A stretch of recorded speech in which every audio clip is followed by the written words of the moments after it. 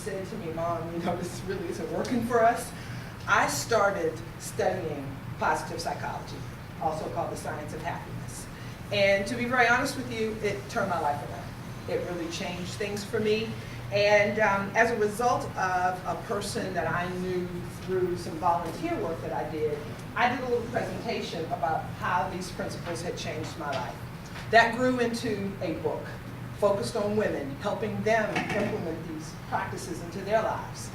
And then after my book came out, all things were rolling, and the company that I worked for got purchased by another company. Everybody knows all that kind of good stuff.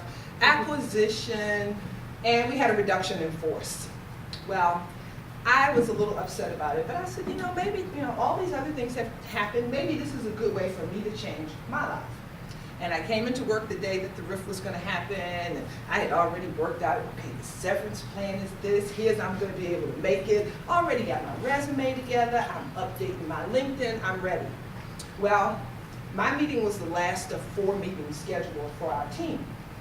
And when the other people came out of their meeting, they picked up the paper box and went back to their desk. So I was just waiting for my time, because I was the lead person on the team. I figured I'm last. Well, when I go to my calendar, the meeting's gone. So I went to my boss. I said, well, what happened to my meeting? And she said, oh, I'm so sorry. We're not riffing you. You're going to be doing the job of the rest of your team. I immediately began to cry. I cried. Yes. I said, you can't be serious, right? This is like 4 people's jobs. She says, I'm really sorry. It's happening to a lot of people. We thought you were the strongest person, so we kept you. So at that point, literally, they told me to go home for the rest of the day because people were upset and crying because they had lost their job, and I was upset and crying because I still had my job.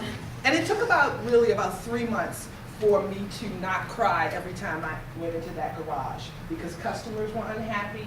I was getting beat up, literally, from management, as they call it, drinking through the fire hose. That was basically my life. And then I realized that if I had used these same tools to get through this personal disaster and the financial disaster, that they probably worked for work too. And to be very honest with you, I wasn't exactly sure because there are all these other people involved in your life at work. So how would just changing me change that whole dynamic?